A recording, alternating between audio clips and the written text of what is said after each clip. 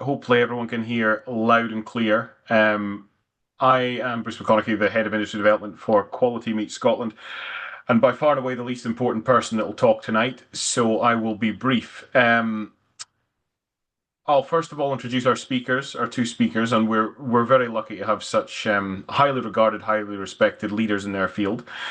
Um, First of all, Irene Fowlie, who farms in Adiel at Strichen, which is just south of Fraserburgh, for those of you not accustomed to the glorious northeast of Scotland.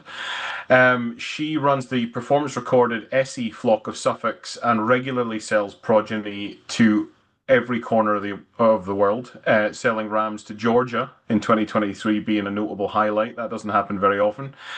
And in 2016 also won the Sheep Innovator of the Year for the work done in the Essie flock. So do look up the Essie flock, and you'll learn all about why she's been invited onto this webinar. Some incredible stuff happening there. We've also got Sam Boon, who's a senior animal breeding expert, senior animal breeding manager, working for AHDB and concentrating mainly on signet work. He's an expert in sheep and beef production, genetics, data analysis, and knowledge exchange, so far more qualified to be involved in this webinar than I am. Signet delivers a breed evaluations for sheep and beef cattle and a variety of breeding services. It's UK based and it's supported by AHDB in England and supported by the other levy boards, HCC in Wales and Quality Meat Scotland as well for our part.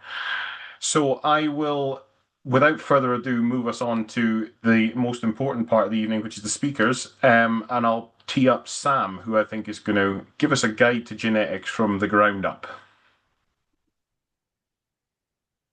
Lovely. Thank you, Bruce. Oops. You can see the slide okay, Bruce? Yeah. Thumbs up. Perfect. Lovely job. Thank you very much for that introduction. I think mine of myself was much simpler, which is just I'm a Norfolk farmer's son working in the sheep industry. I've been kicking around a few years now. In fact, one of my early jobs was with the Highlands Island sheep strategy when I did have the pleasure of seeing a bit of North Scotland flying into Inverness fairly regularly. Outside of that, I do the all-important job of breeding bantams. So I'm a bit accustomed to the odd red rosette every now and again as part and parcel of that. Thought I'd talk a little bit about the services that Signet delivers in England, Scotland, Wales, Northern Ireland. We've actually moved to having 3 multi-breed sheep evaluations. So we have one for terminal sires, and we're going to talk about that quite a bit this evening. One for our lowland maternal breeds, and that would include shedders. Do a lot of work with wool shedding flocks now, and also our hill sheep evaluations. So quite a few projects going on there, particularly in Wales at the moment. We're doing a lot of work within the hills. So 3 evaluations, and certainly when we have the discussion at the end, if there's other bits that we haven't covered tonight that you want to touch upon, we can easily do that. So much as I like to believe that genetics can change the world and talk about it, that occasionally ignores the obvious, which is that there are other ways to improve the performance of our flocks. So if we wish to make big changes, we can also improve the health and the nutrition, and those are really important. Once you've got those working really well within your flock, you've got the opportunity to change the genetics. You can do that by changing the breed, bringing in a completely different breed, utilizing hybrid vigor and breed substitution.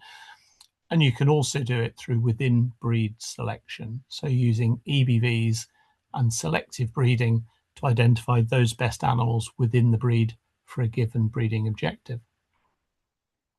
The beauty of genetics, of course, is that it's that cost-effective, sustainable and lasting way to lift performance, which is why all the major livestock industries invest in it so heavily for their production systems. And because ram buying isn't easy, it's a bit of a minefield, certainly if we head to a multi-vendor auction. If we buy the biggest and most beautiful looking ram at that sale, we've probably not found the animal with the best genetics. We've probably found the chap with the biggest feed bill. We've probably found one of the oldest animals that's been out and about on the show circuit. But history shows that actually the appearance of these animals isn't a great barometer of how their progeny will go on and perform. That's certainly true for terminal sire traits and for maternal traits that you can't see when you've got the animals in the show ring. It's nearly impossible to determine their genetic merit without some form of information. And we're going to talk quite a bit this evening about 1990 and the things we were doing back then. That was the time when Irene started recording her flock. A few years after that, I joined Signet, and I was bobbing around village halls talking about the 7 traits that we recorded in sheep systems. And people said, but what about this? What about that? I want different things as part of my breeding program, and you don't do those. Skip forward to today, and we don't just have the things you can measure on farm, growth rates, and the ultrasound measures of muscle and fat depth, but we also have the CT traits from the CT scanner, primarily based up in Edinburgh, with all the great research that sits behind that from SIUC.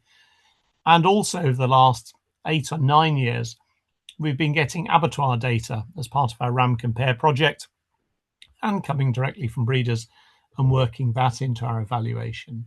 So our terminal sire evaluations have come a long way, and our maternal evaluations, we have even more traits, be that the lamb survival traits, the ewe longevity traits, wool shedding, parasite resistance. So very rarely do I get stopped by somebody that says, but do you record this?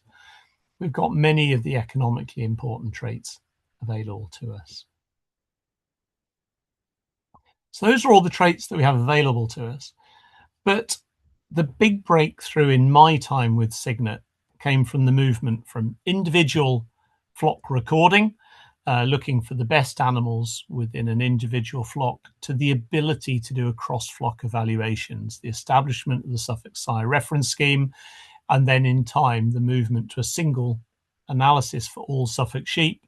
And indeed, now we have a single analysis for all terminal sires, so that we can actually move to picking those elite animals across a massive population of Suffolk genetics. And we often think of the use of the dairy industry, of the way they use breeding values and indexes to make genetic progress. But I'm very proud to show my dairy colleagues that actually the change that we can make in our sheep breeding programs. This is only looking over the last 20 years, and this is just looking at the recorded sheep in the Suffolk population. But you can see that those top 10% animals that we would have chosen as our reference sires back in 2005 that we would have been so proud of, they would now sit within the bottom 20% of the breed today. That's how far the breed has moved, because the relatively short generation interval in sheep and the big numbers that we can measure in sheep flocks, we can make really fast rates of gain within our sheep breeding programs. But I'm just the warm-up act. So I think at that point, Bruce, I'm going to stop and I'm going to hand over to Irene to tell you a little bit more about how she's used the data within her flock. Good evening, everyone, and thank you for having me tonight to tell you about my journey with genetics and how I've used science as a tool to improve my flock. First of all, I'd like to just give you a quick overview, although Bruce has done that for me, and then I'll tell you a little bit of my journey with genetics, and Sam's going to help me with a couple of slides there, and then I'll explain a few of the benefits that using science as a tool has helped me to improve my flock. So, as we've said, I'm in the northeast of Scotland, an hour north of Aberdeen, and I farm in partnership with my husband, Jim. We have just over 2,000 acres, about a third arable and the rest grassland. We finished 1,500 Aberdeen Angus cattle and have over 200 Aberdeen Angus cows and finish their calves. My responsibility is the 120 pedigree Suffolk ewes, and my flock was established 45 years ago. I was a teacher of secondary school English for 20 years, and our daughter Gillian joined our ADL team a few years ago. She was otherwise employed in the farming but now she's helping us at ADL. In case it gets a bit confusing, ADL is the farm I live on currently. We started at the farm called Essie, which is why the flock is called Essie. Our breeding policy. Well, we breed shearlings and gimmers for commercial and pedigree flocks on a grass-based system. We aim to produce naturally fleshy, long, wide shearlings and gimmers with good skins, with an emphasis on growth rate, conformation, size, and easy lambing for both terminal and maternal use. And as Bruce indicated, we have now exported live sheep and semen to a total of 17 countries, as well as the UK. Approach to genetics. We run a closed, high health flock. We use homebred rams, and we buy semen from proven high performance rams to introduce new genetics with an emphasis on growth and muscle. We've done performance recording for 35 years. At first, it was just within flock, and we welcomed the integration of all the flocks of the same breed into one evaluation. We have used ultrasound scanning and CT scanning as a tool to improve the genetics of my flock, and more recently, we have welcomed the use of genomics to identify top performing sheep. I thought it might be helpful for those who have very little experience of using genetics to improve the performance of your flock to hear a little bit of my journey. It's obviously been a long while. Like many pedigree breeders, breeding Suffolks began as a hobby with 6 ewe lambs. 3 years later, we bought 20 in-lamb ewes, pedigree ewes, to produce rams for our early lambing commercial flock. But when we sold the commercial flock, we decided to concentrate on breeding pedigree Suffolk rams for the commercial market. In 1990, we were persuaded to do recording with MLC, if anyone can remember. That was the Meat and Livestock Commission, now QMS. We were encouraged by the college, that's what we used to call it, now SAC. So MLC came to the farm and weighed the lambs twice, 8 weeks, and I think it was 20 weeks in those days. This gave us a within flock evaluation. And from that, we selected the best females and have been a closed flock ever since. Ultrasound scanning was introduced a little later, but the results were still within flock. And for us, that was a little frustrating because it was difficult to show any improvement in breeding because the average of our flock was always 100. Every year, we bought the best rams at pedigree seals that appeared to suit our purpose. Now, at this point, I'm hoping that Sam will be able to pop on what I've called slide 9 with a wee bit of an explanation, and then I'll tell you how my journey continues through this. Yeah, hopefully that's showing. Yeah, so we can see where the flock was founded, and you can see the flat line where we started recording. Let's see, where are we? So yeah, so we did our best along here. So we're about year 2000, and there's quite a variation there. Sam, perhaps if you explain that jagged line. I will. So the black dotted line is the breed, and it's the whole breed. So it's recorded sheep, non-recorded sheep. And if we just pulled out the recorded sheep, that would go up more steeply. The blue line is the sires that come in. So that jumps about. You can see the years that Irene and Jim made good choices. And more interestingly, you can see the years when they made bad choices. When the fantastic rams that looked the parts that came in from industry that I'm sure cost plenty of money actually didn't perform the way that they would have liked.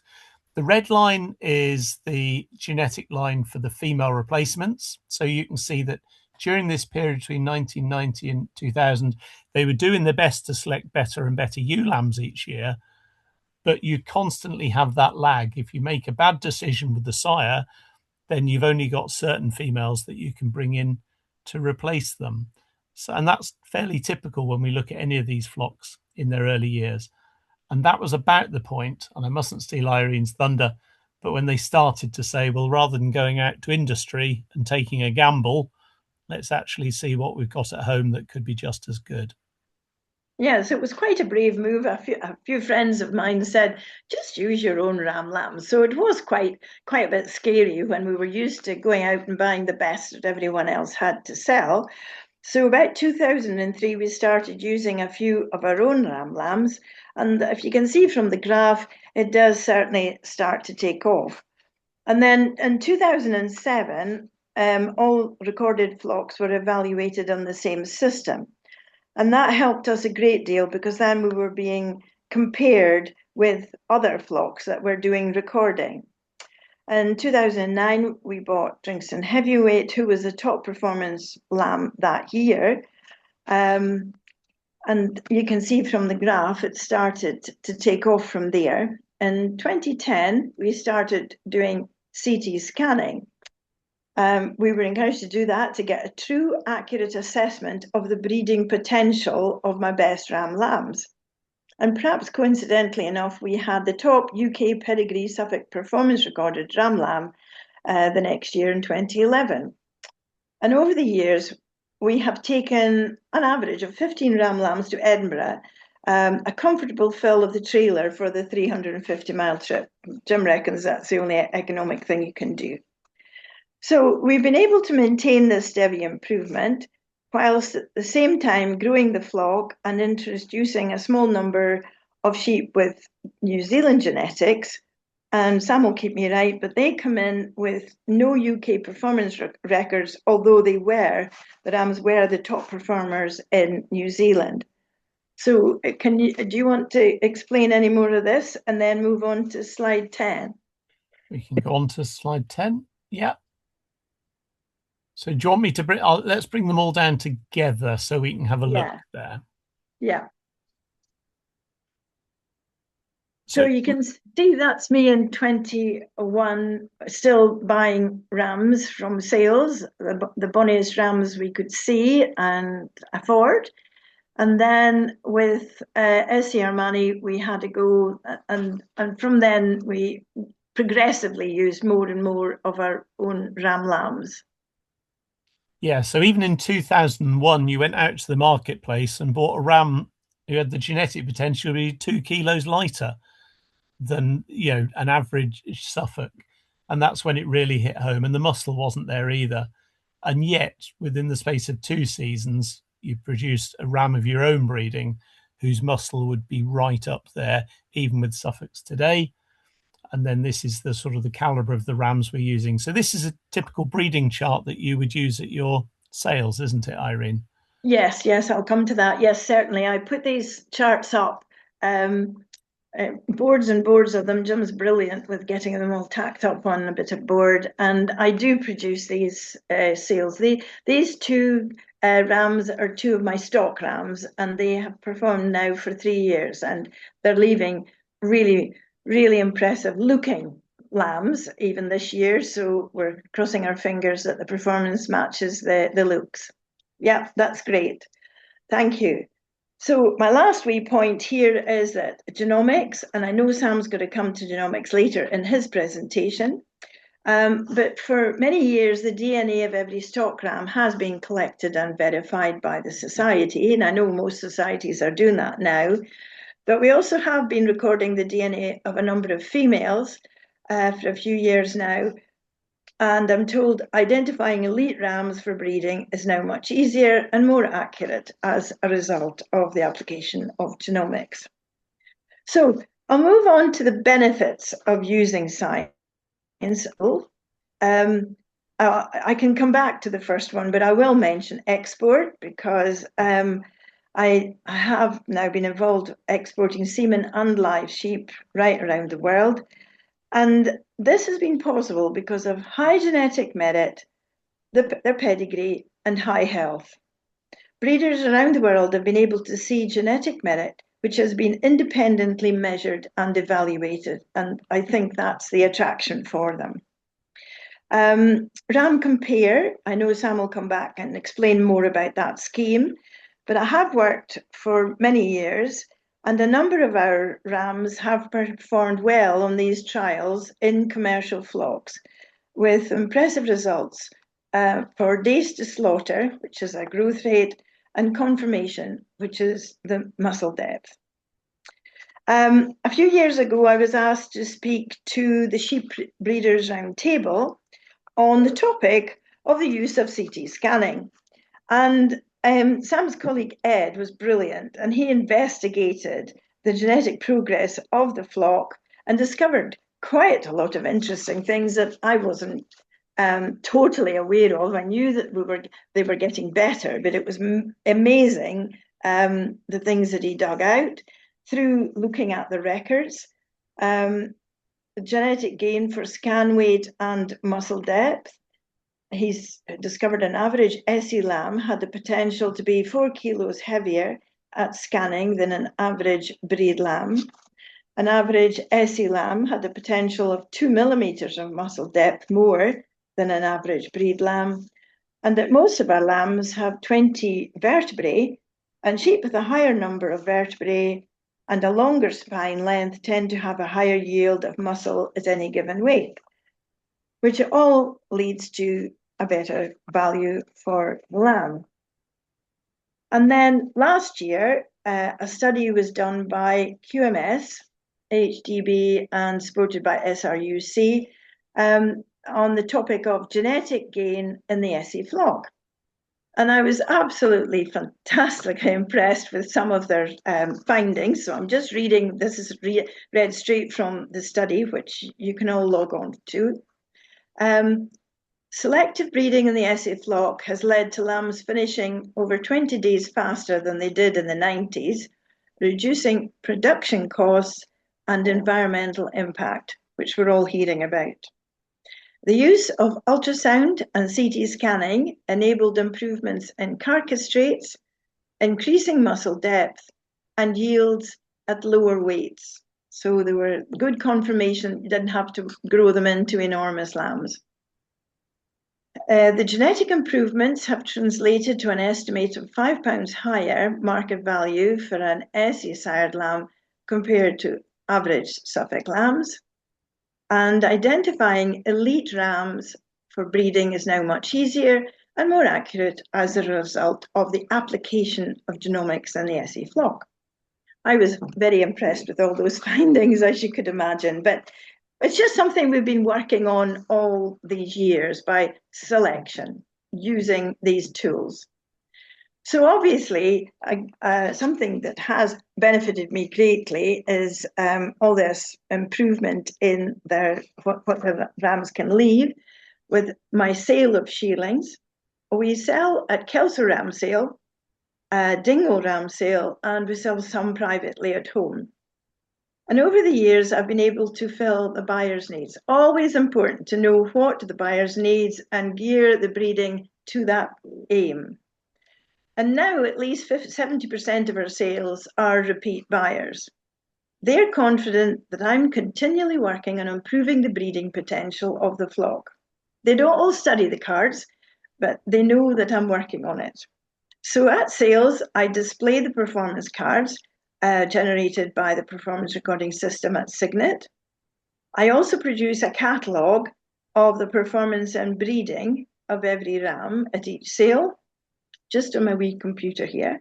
But I also produce, for a few years now, started it in COVID, I produce a catalogue of every ram that is for sale each year, all shearlings, which potential buyers can study in advance of a private visit or of a sale. And they do, a lot of people find that very useful. They look at all the traits. So, however, the figures must only be used as a tool because the rams and the gimmers must always look the part. Looking ahead, I believe that the future of our flock will depend on selecting sheep, both male and female, with the best physical attributes combined with top genetic merit. I intend to continue with my higher health program on a grass-based system. And this is what I find is quite important to tell people, that they have achieved these improvements, but not through feeding. It's a grass-based system.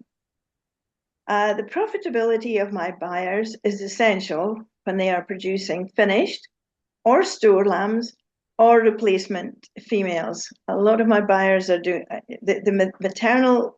I find that by running a closed flock, as the terminal index improves, so does the maternal index. Now, over to Sam with more interesting scientific facts. Let's put a few more bits in, but feel free to chip in, Irene. Just a couple of bits about the CT scanning. Irene's explained it really well. And you can see that it's a massive journey that she actually makes to get these measurements, but it's an investment. She sets that against the cost that would be involved in going out to the marketplace to bring in new genetics. So here's a quick sheep scan. Here's 3 cross-sectional images through the gigget. So we can look at the width of the gigget here. We can look at the width and the depth and the area of the loin.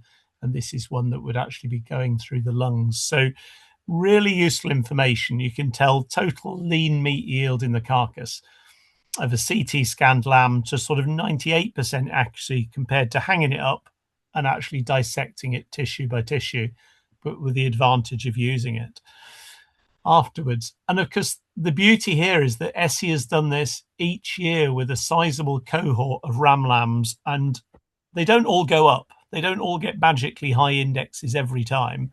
Although we're very proud to talk about the good ones, it's as important to know about those that drop out of the system, that haven't actually performed as well as the predictions, so that we can just identify the best ones for breeding. I do love a good chart, as a few people know, so I had to sneak a few in. So this is the live weight of animals along the bottom, and obviously it's many different years. Some years they've scanned them older at sort of 70 kilos. Other years it's been, we're gradually trying to do them a bit lighter and much younger in their life, as that's probably a better reflection of sort of killing weights. But the bit that excites me is up here. So this is the amount of muscle in the carcass. You've got an animal here at 70 so kilos with 22 kilos of muscle in the carcass. Another one, identical live weight, 17 kilos of muscle in the carcass. I've chosen 2 extremes there. But even if I don't choose extremes, you've got variations of 2.5 kilos of meat in the carcass of animals that weigh exactly the same amount going through the CT scanner. And that's what's being exploited. And I have another chart buried away somewhere where I actually create little orange dots for the stock rams. And what you find is these ones up here that have a really high amount of muscle relative to live weight, they're the stock rams that Irene's chosen and used for that next generation. And yes. I mentioned, I think what I find is important, I'm trying to breed them with muscle, good conformation, but not heavy bone. And I thought that line there was quite important as well at the bottom. Yeah, absolutely. It's interesting that bone is one of the least variable as you increase live weight up there, but you certainly do see other strains that would have a lot more bone. And then orange is fat, and obviously that's quite variable because it's the last tissue that's laid down. And that can be heavily influenced by feeding and management in the background. But yeah, absolutely. The other thing that I meant to say earlier is Irene also does this as a controlled breeding program where she's using our inbreeding software. So it's not that she's produced these sheep that all have inbreeding values that are completely off the chart. She's using the inbreeding software to actually look for unrelated ram lambs to go to stock ewes that they're not closely related with, and vice versa, with various different families and lines. So she hasn't just got one string to her bow in terms of the genetics. There's a number of different families, although every now and again she has to look outside and to bring in some other genetics that will actually complement those. And that's not easy. So, proof in the pudding. It's lovely to hear about pedigree Suffolk rams, but we really want to know what commercial lambs are doing. So this is one of the ram compare farms. This is up at Sockland, which QMS were very keen to support us. And you can see there, we've got a whole range of different breeds that were being used. Owen Gray was supporting that commercial project, and we recorded them from birth, so we knew about lamb survival. We looked at early growth rate. We went out and used the ultrasound scanner. You can see here measuring muscle and back fat. And then ultimately we got the abattoir data from those animals. And you can see a range of breeds that we were testing. This is a progeny test. You can see Irene's ram here. This is a nice example. And you can see that they were the first away out of all of these rams. And we had a whole range of rams here, but generally high-figured animals, and they were above average in terms of carcass weight. I mean, it also shows the variation within a breed, doesn't it? We've got 2 Hampshires here, and one would be maybe the highest and one would be maybe the lowest performing within that group. But just focusing on Essie genetics for a minute, that's where we can back up the performance that we see with the CT scanner with what we actually see at the abattoir at the end of the day. So that was how we got from 7 traits when I'm standing in a village hall to a whole raft of information today, be it the traits we see on farm.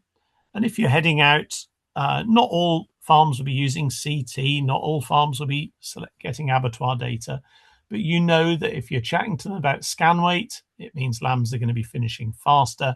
If you're chatting to them about muscle depth, it means there's a greater yield of meat in the carcass. And you really want the balance. It's very easy to produce huge, great framed things, but actually sometimes you can lose muscling when you just go for frame. And we use the ultrasound and CT data to avoid that happening. And equally, you can see extremely well muscled animals sometimes, but they just don't grow that fast. And it's no good, winning the old Smithfield show as was, if that animal's taken the best part of 12 months to get there, if we want efficient meat production. So if you head onto the Signet website, you can see the animals. You can see this animal's DNA verified, so its sire is exactly who it's supposed to be. And then you can see information about yield in the carcass and indeed the abattoir traits that we have at the bottom. So that was a little bit of data about the past, and we've talked a little bit about the present.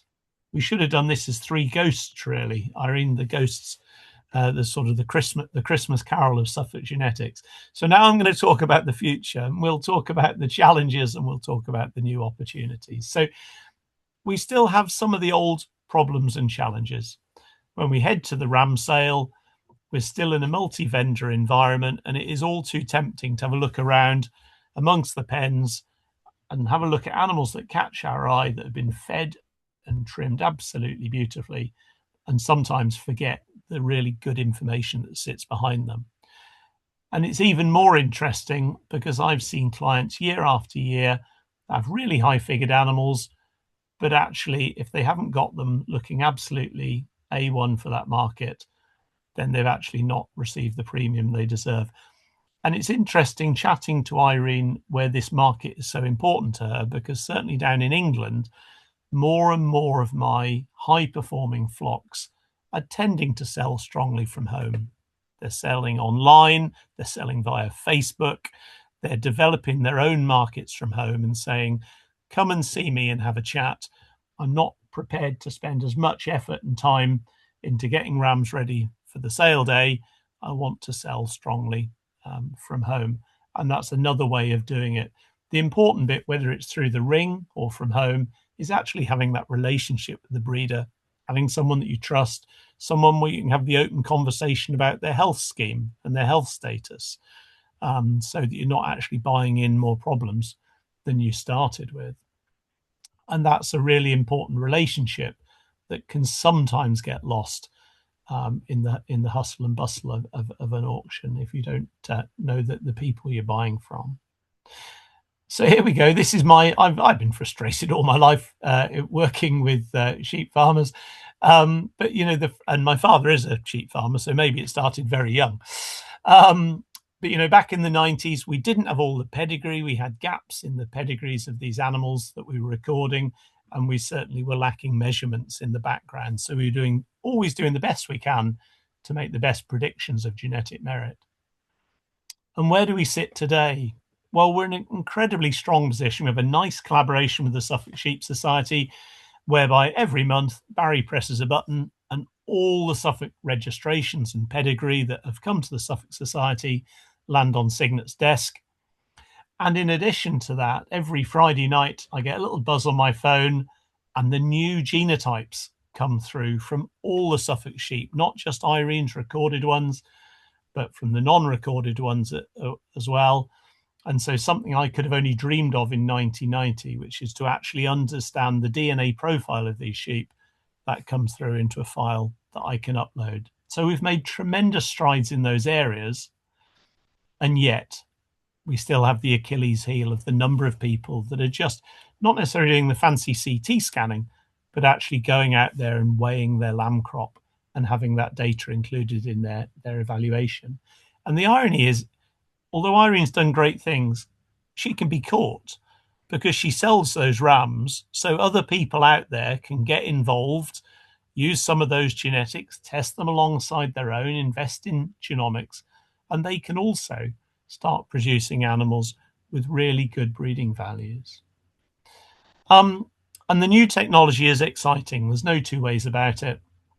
To actually get the DNA profile from all of the male Suffolks and Charolais and Hamps coming through into our evaluation is really important. It's been a big step forward for the dairy industry. You'll know about it, anyone that's buying dairy semen. The beef industry is using it as well. And we've played catch up very quickly in the sheep industry. We've got over 100,000 sheep genotyped now. Why do I get excited about genomics? Well, I realize nobody on this call ever makes mistakes and pedigree errors. But if you did, having the animal genotyped and its parents genotype means I can quickly have that embarrassing phone conversation which says, it's not who you say it is, but the good news is I think I can work out who it is. Does that look right to you? We can also inform breeders about major genes. So you'll be most aware of, scrapie genotypes, but also myostatin, which we see in some of our populations for muscling, major fertility genes in some of my maternal breeds like the Clin and Exlana. But also there are some nasty, harmful recessives out there, and they do pop up every now and again. And heaven forbid Irene was to find one. I'd much rather tell her that an animal has got one rather than she takes 300 or 400 straws of semen from it, and then we find out about it afterwards. So it's a really useful safety net.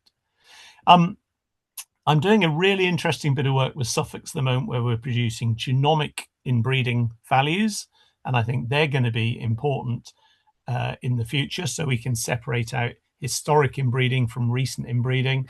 So very much a tool for the breeders. But then for sheep, the reason we want it for our evaluations is that we can actually use that information in the background to augment the production of breeding values, and particularly for traits that are expensive to measure, such as CT, Irene CT scans, but we always genotype the sheep she CT scans, because then if she has the DNA profile for other related sheep, we can predict their CT attributes to a much higher level of accuracy. And so for new traits, maybe in the future meat eating quality or methane emissions, genomics forms a really important platform. And it also helps us to an extent to make comparisons between the flocks. We don't have the same degree of linkage that we had in the past, but genomics can help. At least it could help if there wasn't so much variation that sits within our breed. And Suffolks are unusual compared to Charolais and Hamps, and I thought you might find this interesting. This is simply a chart showing variation, the most variable bit of the genotypes of Suffolk sheep, on two different axes. And the blue dots are the non-recorded Suffolks, and we've got vast numbers of those genotypes. And the orange dots are Signet recorded Suffolks, some with a little bit of New Zealand in there, but some UK bloodlines that have just been selected for growth and muscling. And these are all the 100% Suffolks. I've got plenty of others with a little bit of Charolais or Texel in them that's been recorded. So even at the DNA level, there's quite important differences between these strains as people head in different directions with their breeding programs. So that's a little bit on genomics, and Bruce will be delighted to know these are the final couple of slides. But we've spent the whole night talking about economic drivers, but there is also an area that we need to think about, which is where we're thinking about carbon footprint and environmental drivers from the sheep flock.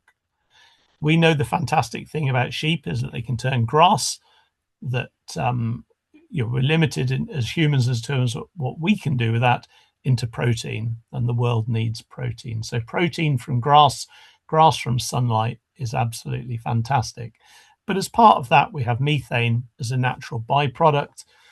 And there's quite a lot of variation in the amount of methane produced by individual sheep that we can actually attribute to genetics. So the Breed for Change project is a big collaboration between a number of maternal breeds, academics. You've got the college there, and Harper Adams, and others within the supply chain. And really the aim there is to identify sheep that genetically have a lower amount of methane production per kilogram of lamb produced. As the government looks to reduce methane emissions from the national sheep flock, I would always rather than getting excited about reducing the flock by 5%, they actually identified those sheep that could reduce their methane output by 5%. Strikes me as a much more sensible way of going about things. So we've got some new technology. We have a trailer that heads around the country that enables us to actually measure methane in individual sheep. And there'll be other work later in the season that will talk about this in a great more detail. But we basically use that as a measurement, just as Irene uses kilograms or millimeters of muscle, and we can use that in our evaluation. And it's not small numbers. We've done about 13,000 sheep over the last 3 years. So we can measure methane directly. We're also using this work to understand other proxy traits. So how are differences in feed efficiency related to methane production? Because in the beef industry, the big interest there in reducing methane emissions is through improved feed efficiency. We've also got the beloved CT scanner, and that enables us to measure rumen volume, although it's quite expensive to do at the moment. We've got a project to try and bring the cost of that down as well. And so can we understand differences in rumen size that may also relate to methane production? And then finally, what about the microbes within the rumen? To what extent can they explain methane production? And to what extent could we select for different microbial populations, maybe in future breeding values? So that's the really exciting new bit of the science. But within that, we shouldn't underestimate what's been achieved over recent decades that's already reduced carbon footprint. Getting animals away to slaughter faster, getting ewes that rear twins rather than singles, getting ewes with a slightly smaller overall ewe mature weight in our lowland flocks. Those are the things that we've been looking at for many years, and they are already having a big impact on carbon footprint. And it's quite important that we remind people of that important work. When supply chains start asking, where can we get low carbon footprint lamb? The answer is from high genetic merit sheep within the UK. So pulling it all together, what's it mean for Signet? It means over 2026, we'll be developing environmental indexes that will sit alongside the other information, so that if people come to Irene and say, we've got a supply chain going where we're looking for low carbon footprint lamb, which are the animals of interest, she can actually point to them within her flock, which I suspect will also be those animals with good growth rates and good lamb survival. And both those things would be important on any commercial sheep flock. So there we go. You've heard plenty from me. I will turn back to our chairman to see if he's got any questions. Yeah, thank you very much, Sam, and thank you very much, Irene, for a fantastic talk through all things genetics with a distinct Suffolk flavour, which is more than welcome. I will have a couple of questions from myself. I'll abuse my chair's prerogative a little, but just since it was the last couple of slides you covered, I just want to jump to the chat where questions come in from Mark. Is there a fear around the measurement of methane that if we target it too heavily, we end up causing issues in other areas? I think it's a really good question. And I think what you perhaps saw in my slide is that a lot of what we're doing at the moment is the fact finding to understand which elements are related to methane production and what is the impact on the physiology of the sheep. Certainly, you could see in a hill environment, that hill ewe requires a large rumen to make use of very low digestibility forages. And so we need to make sure that we don't impact on her performance. If she then fails to thrive on the hill, has a short life on the hill, or can't rear her lambs, can't keep her body condition score, then obviously that is very much to the detriment of the sheep themselves. I mean, the great news from the early data that is interesting is just the tremendous variation that does sit between animals that physiologically seem quite similar in a whole number of attributes. So there's clearly some opportunity there to make some change in the background without it dramatically changing the physiology of the sheep, and simply getting them to be more efficient, to rear more lambs, is something that we're all naturally interested to do within our resources that are available to us.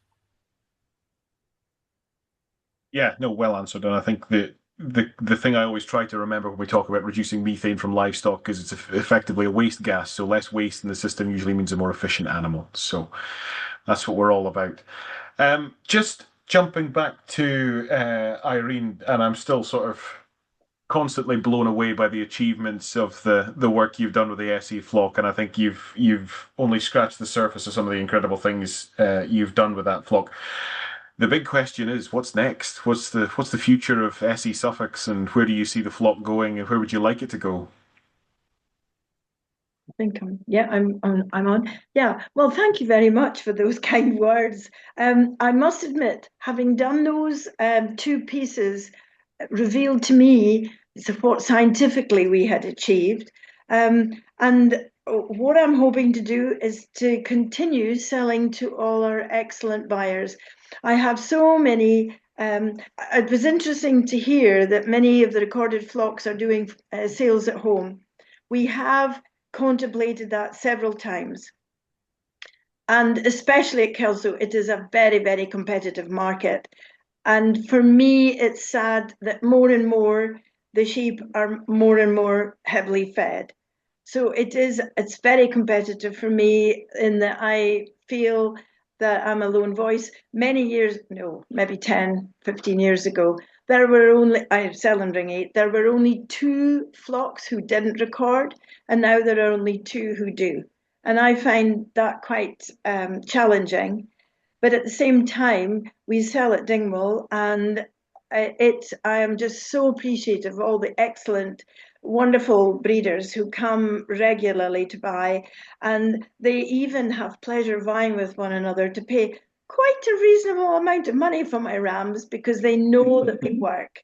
And I couldn't not go to Dingwall. I think it would be not fair because many of them, depending on their system, need more than just a Suffolk. So they are there for a multi-breed sale, and for them to come all the way over to Fraserburgh to buy a Suffolk would just not be practical. So I feel I'm caught in the system that I do need to go to sales. But what we do is we only feed them enough to make put a little bit of bloom on them all winter, this winter as well. They're outside on the grass. We had to feed them some chopped silage during the snow because we did have snow for a fortnight. But other than that, and I think we're probably breeding them hardier as well. And that's necessary because on many of the places that stock rams have to go, they're not particularly cosseted. And so many people complain that they take their rams home and they melt. But our rams tend to actually grow the next year. After being a 2-year, they find that they're even a little bit bigger than they were last year, which is very encouraging because of the way genetically I've bred them. So as yet, I don't know if there's a gene that we can find that shows the hardiness, but it would be great if we could, because I think that's important going forward as well. My biggest challenge is finding new genetics. And this year, I've bred with semen that I bought from a breeder in Canada. He has bought semen from me on 3 separate occasions from 3 different batches of rams. And this particular ram's grandfather was Essie Ulysses, who did well in our flock. And this particular ram has done well in the USA as well. And I'm really delighted with the lambs. None of us can tell which ones are his lambs and which are the others. They have blended so well. They are the same style, and time will tell when May comes to do the scanning how they scan. But I'm hopeful that this will be a new way of me finding a new line of genetics. Excellent, excellent. So the international trade flows in both directions. Yes, it's good to know. I am still trying to work on my new colleague in New Zealand, because she has bought semen from 2 different rams. But as yet, as far as I understand, the New Zealand government won't let me import semen. They're happy enough for me to export semen to New Zealand, but as yet, I'm not allowed to choose the semen that I can import. So I'm working on that one. If anyone has the will and the determination and the clout to crack that one, I'm sure you do. You gave 2 answers to the 2 questions I was going to ask, and the one are there. So I'll turn to Sam, and I'll try and ask Sam something tricky. You know, Irene's just sort of captured the value from a seller's point of view in performance recording. The question to you, Sam, is if I'm not performance recording, what do I need to do? What do I need to record over and above the CT scanning and the taking of a DNA sample? And the second question is really, you know, what benefit is there from the performance recording in a commercial flock? What benefit do I see in a commercial flock from performance recording?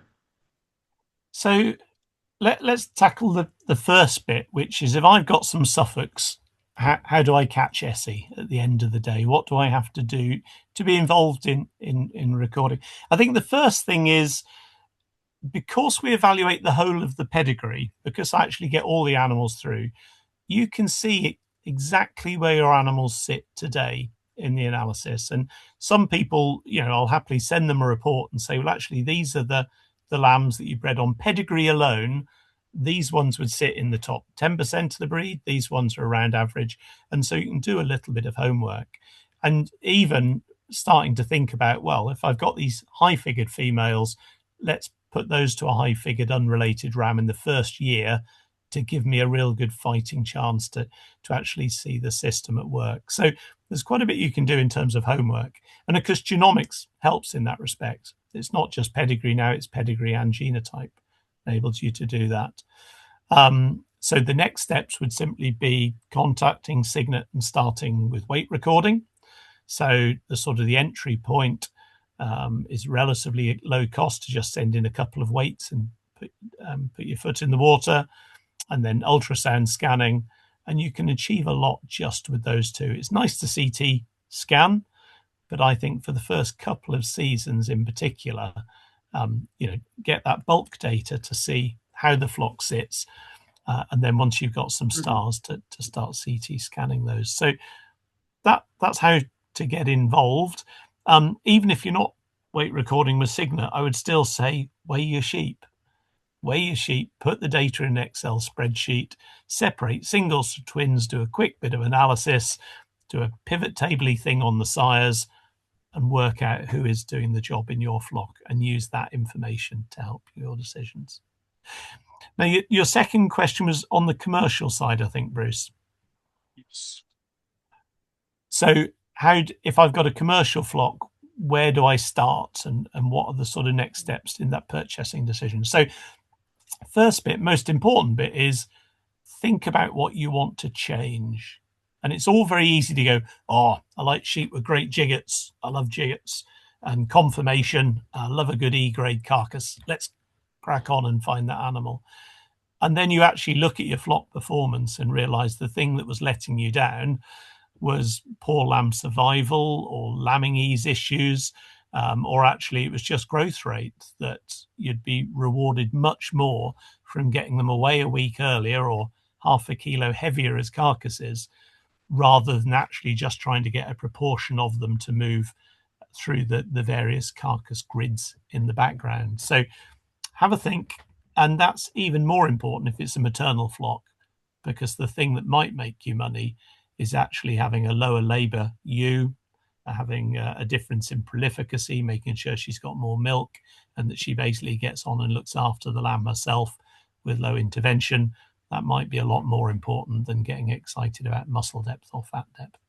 So think about your breeding objectives. And then the second point is think about the breeding values that you require to change those traits. And on the Signet website, there's an EBV search. So you can say, I'm interested in we'll say a Suffolk. We want to have muscle over X and growth over Y. I want a ram lamb that was born last year. And again, it'll drop you a list into an Excel spreadsheet to help you know where to look when you want to go shopping. And not all those rams will be at Bilth. They won't all be at Kelso. So it is worth having a look at the list. And then from there, you can pick up the phone. All of our breeders are listed on the Signet website. And you can sort of take it from there to start making contact. Just to get a live snapshot of how the performance recording works, what are you busy with at the moment, Irene? You must be up to some kind of pedigree recording phase at the moment. This morning I was weighing lambs again. So, and that's a point I wanted to make to anyone that was thinking about getting involved. People say, oh, it takes too much time. But I mean, I timed that so that it was a similar time to when they had their Heptavac injection. So when you're handling, you can handle for more than one reason, but you can weigh them at the same time. So, you can simplify it a bit for yourself. Yeah, so interesting, the last comment about maybe for a commercial flock, the best way is to get in and get a recorded ram. And I do find that I do have new people come, they phone me or email me or come to the sale ring. And I do find that I do have a sort of, if they're new to me, I have a sort of stock set of questions that I ask so that I can select for them a number of rams that could suit them. So I always ask, what breed of females are you using? Is it indoor or outdoor lambing? What time are you lambing? What time of year?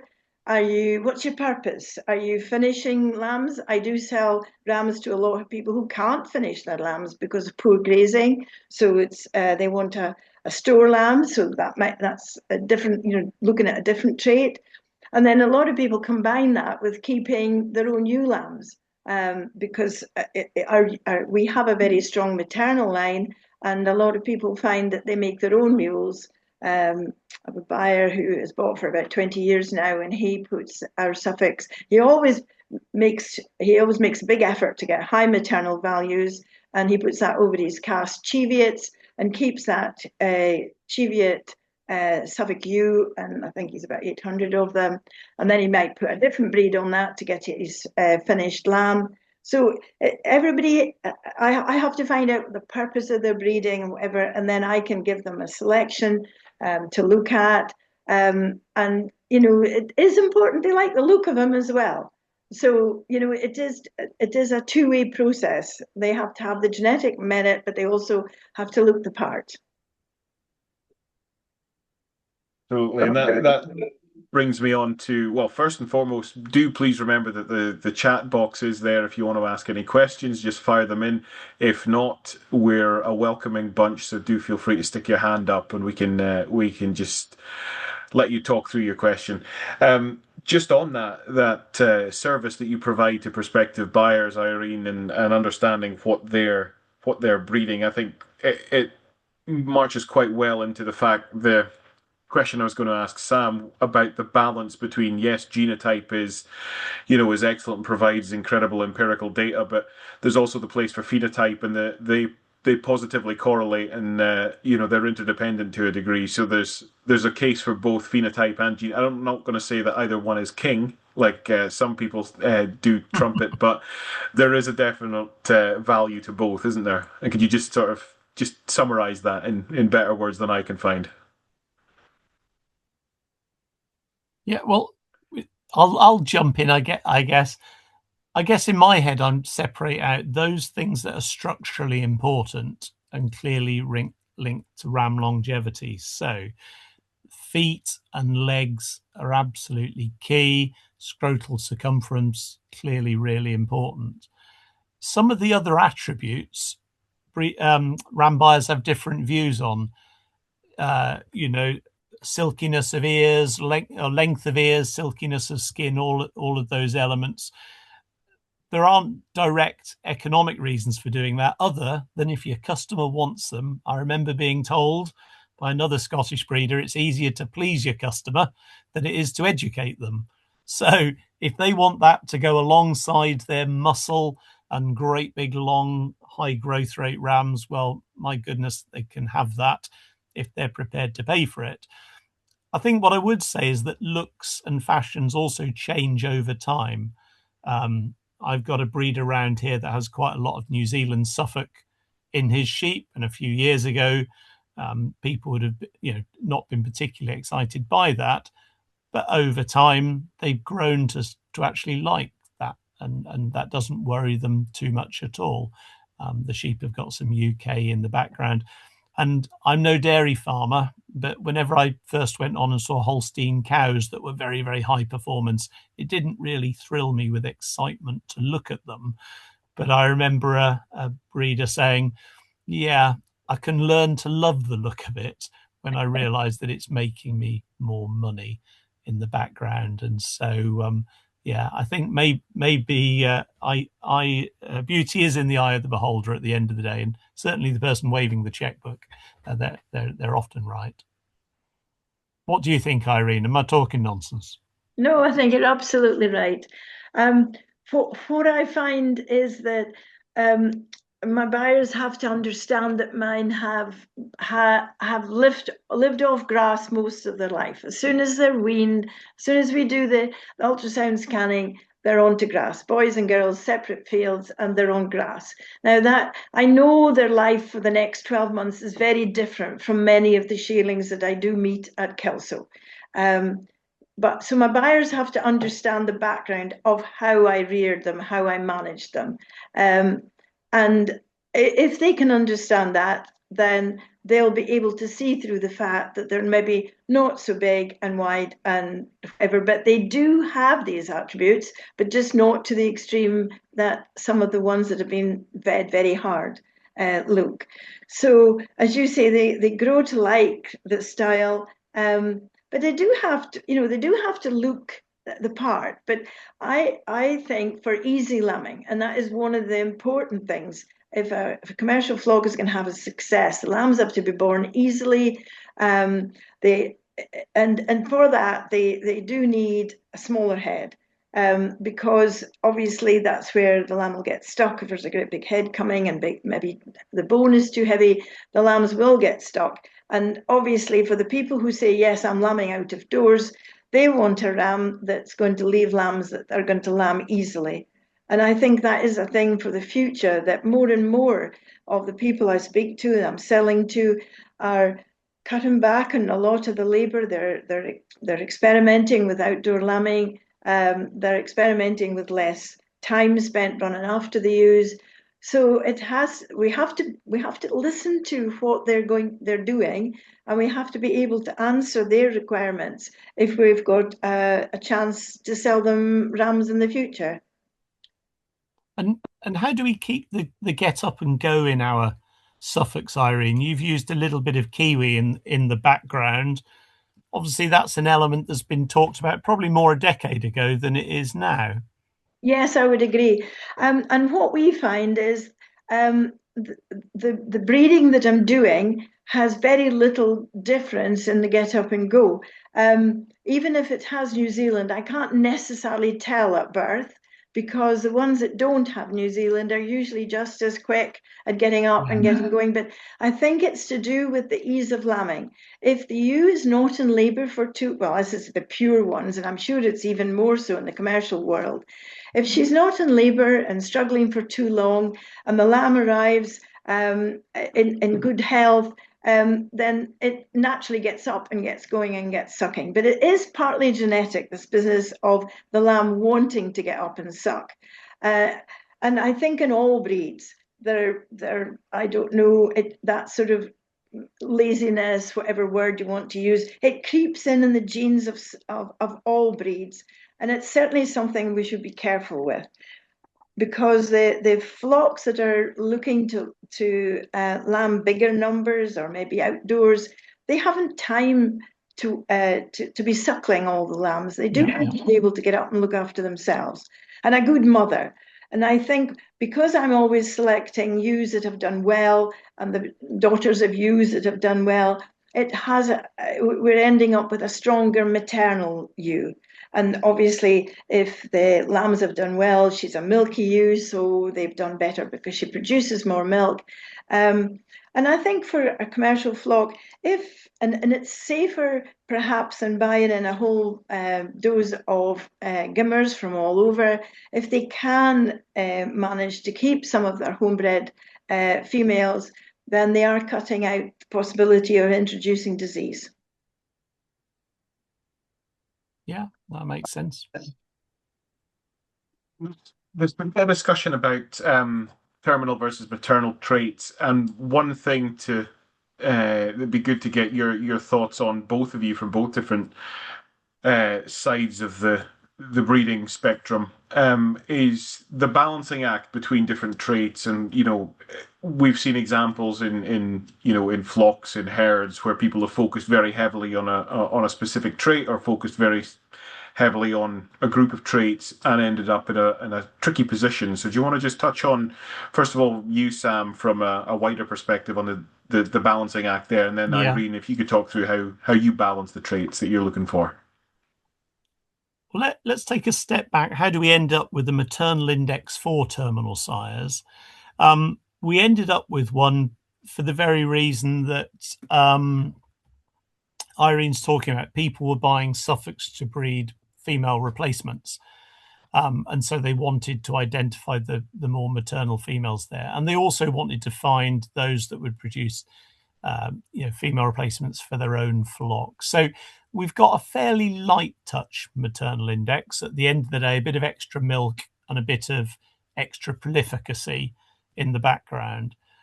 Of course, what we don't do is have a big negative weighting on new mature size within that. And arguably, if we did, that would create very different sheep in the rankings within our maternal evaluation. So the current maternal index, it's relatively straightforward to find sheep with just a couple of other complementary attributes, and they naturally arise. I think if we had a more detailed maternal index with the sole focus of producing maternal sheep, there'd be a bigger antagonism, to be honest, because you would be looking for a smaller frame sheep and potentially focusing on some other attributes, such as the worm resistance, for example. And the challenge is putting in more and more of those traits means you make slower overall progress. So I personally quite like saying, get your ultimate terminal sire with breed A, and then actually head off to breed B to really focus on those maternal attributes. And the danger that if you try and do both all the time within any particular breed, there's a little bit too much compromise, and that becomes more difficult. But I have lots of customers that do that, so I should be maybe a little more careful in what I say. But let's get Irene's view. Right, so we're looking at, just refresh me, the question is, how do you balance the traits? Yeah, how do you breed for both maternal attributes, because you've talked about that being important to some of your customers, and how do you breed for growth and carcass at the same time? Well, I think inevitably the females that I keep as replacements inevitably are from ewes that have performed well. They've obviously, they've produced good, strong lambs. They've produced enough milk to bring them up, especially in those first 8-10 weeks. So inevitably, they tend to be the ones that catch the eye. And I think that's where the maternal traits come for me. And then at the same time, if they're growing well, they'll have good growth. And I think the muscling comes in from the sire. So that way I sort of get a female that has good growth, good muscle, but from her mother has quite good and we do find our gummers are very maternal, because I do know that in some pure breeding, all the various breeds, that sometimes they end up breeding females that are less good at looking after their lambs, are less interested in their lambs, and because of the system that I have, they are expected, if they have twins, they are expected to look after them both. I don't leave them with 3 because I feel, because I lamb in January, that's just not a fair system. It would be too hard on the ewe and the lambs wouldn't do well enough. But I do expect them to have enough milk to feed both lambs. Does that, I don't know, does that answer it? What you said very neatly is also in big flocks, you have indirect selection for maternal traits.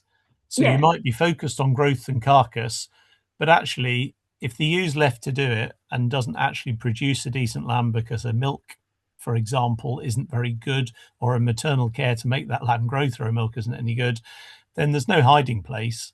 And over 30 years, they just drop out of the system. So without necessarily chasing it, you can actually select in some of the maternal traits, and I see that in a couple of my large flocks, so it's nice to hear it firsthand. Yeah, there's a comment about phenotype in the chat, Bruce. Am I allowed to pick up on that one? Yes, do feel free, Sam. I was going to point it in your direction anyway.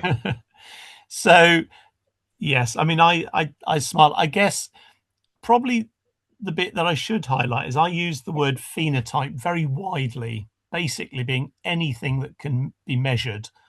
So I can get quite excited by a CT phenotype of jigget or muscle yield, but I get less excited by the phenotype that goes straight in the skip, particularly if that's the thing that's driven the price.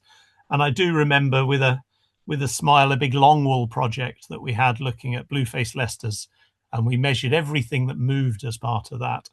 But I remember how delighted people were that black-headed mules produced a fractionally heavier lamb than white-headed mules, and they left the meeting satisfied.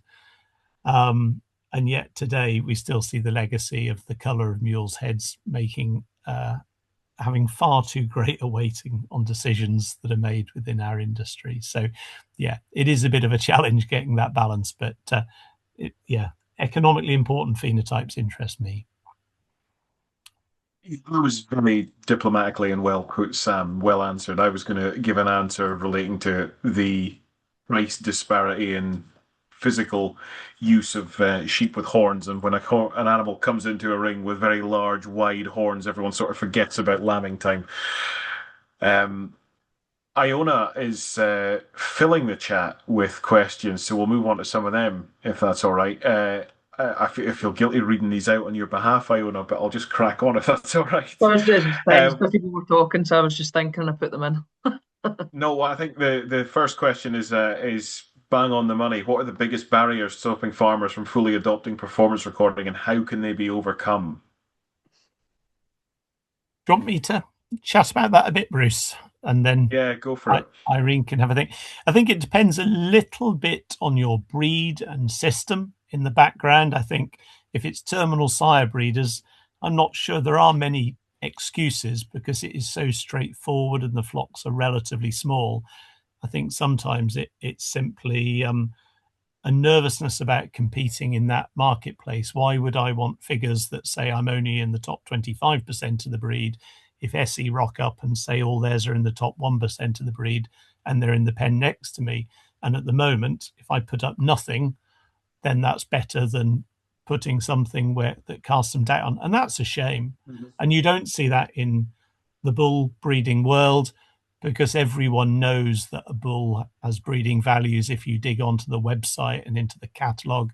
And every catalogue's had figures for so many years that people realise that they have to be part of the game and they can't just skip and leave that as a void. I've got a lot more sympathy for large hill flocks and maternal flocks, because if you've got those big numbers, it is time consuming to single sire mate your sheep and actually follow those records through. And that doesn't need to be full-blown signet recording. Just many flocks could gain from using their own farm software, tagging lambs and following the data through. But you do have those peaks when data collection becomes a bit more onerous. And if you're flat out lambing and your big challenge is just keeping lambs alive because it's wet and cold and miserable, then that additional information can sometimes be lost.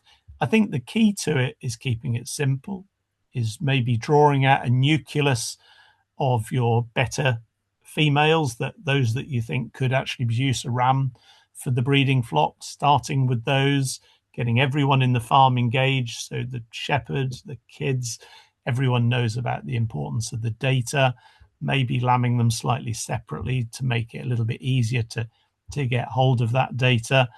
And then making good use of the technology. So the EID readers, the farm software, the mobile handling systems, the DNA technology that helps us to do parentage.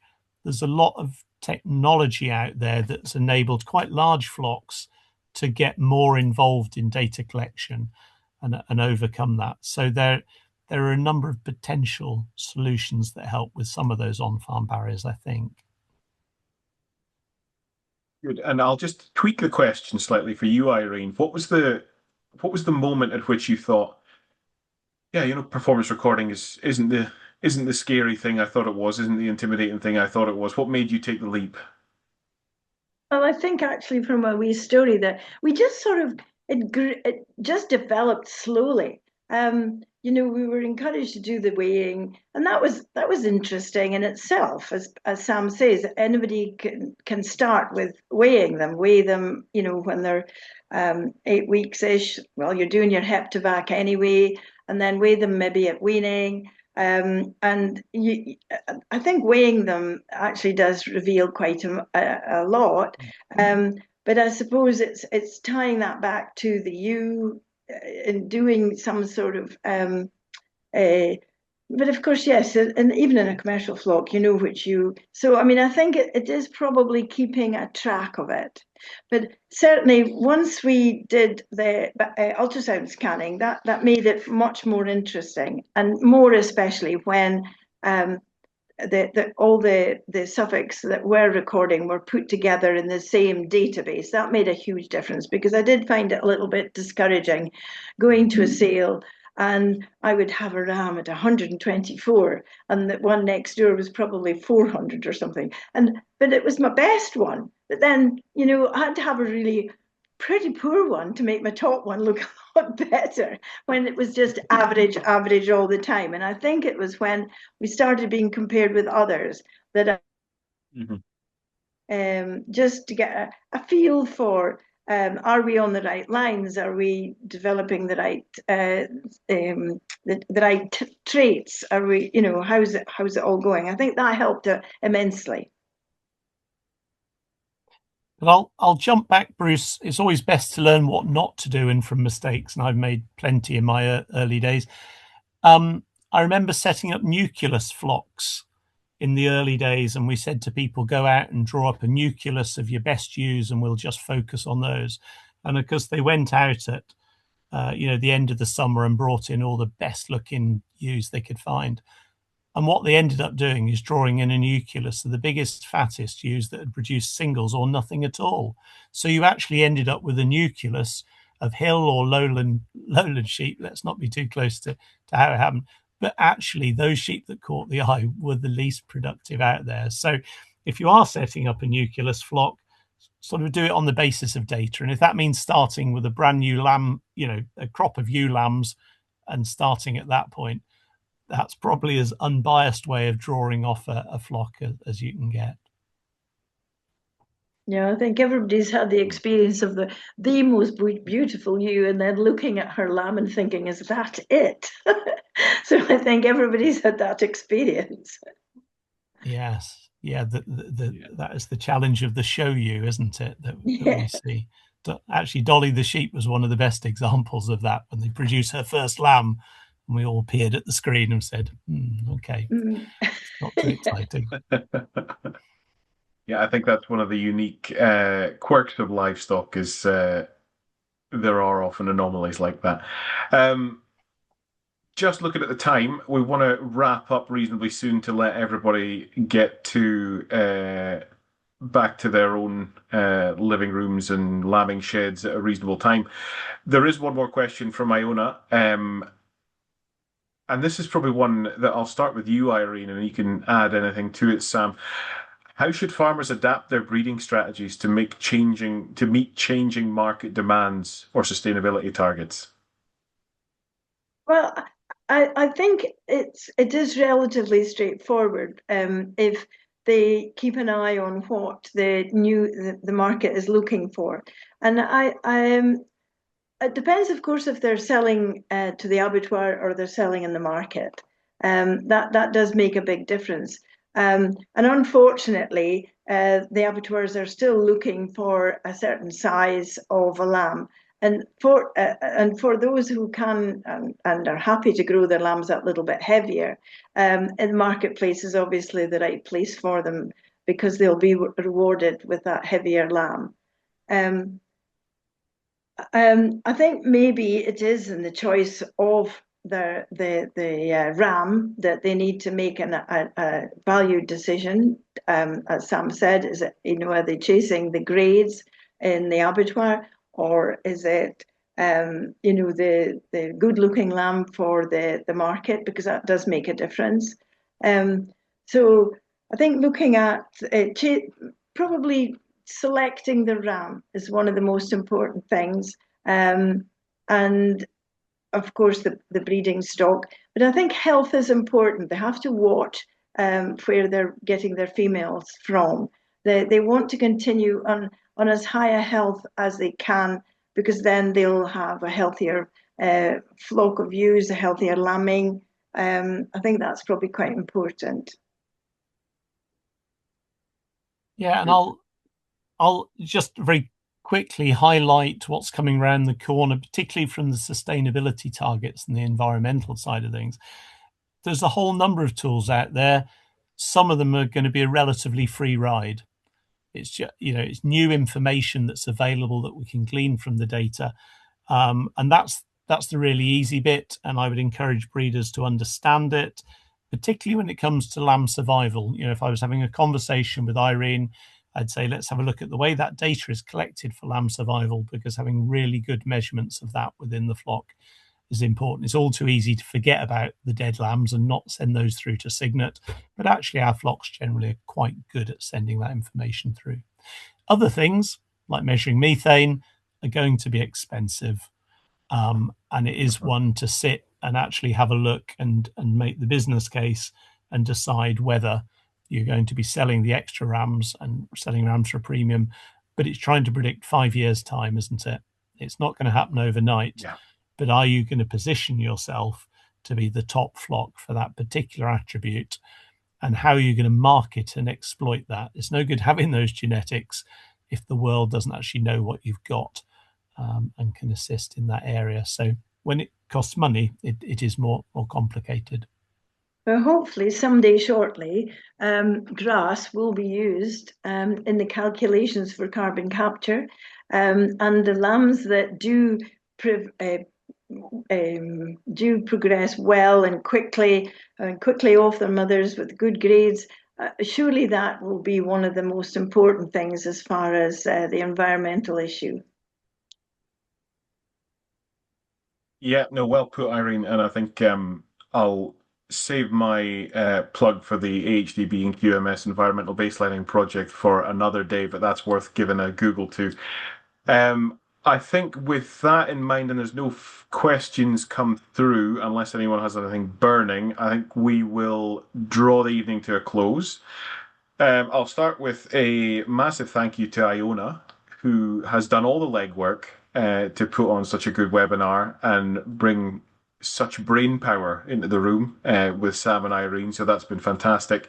Thank you to everyone who's come along, and thank you for your questions and your attention. And without doubt, the biggest thank you goes to Sam and Irene for passing on their years of experience and expertise in performance recording and just making the sheep industry a better place. You're very kind. Thank you. It's been a pleasure. So with that, I'll let you all back to, as I say, living rooms, lambing sheds, and wherever else you might want to go. Thank you very much. Thank you. And just before everyone heads off, I'd just like to reiterate what Bruce said. Thank you. And thank you very much to Bruce for chairing. And also, as I said, on the 14th of May, we've got our next genetics. It's an open meeting at Dumfries on cattle. So if you'd like to come along, just get in touch with me. We've also got various other events coming up with Monitor Farm Scotland over the summer as well. So yeah, keep our eye out on socials or just get in touch with myself and we're always here to help out. Thanks again, everyone. Thank you.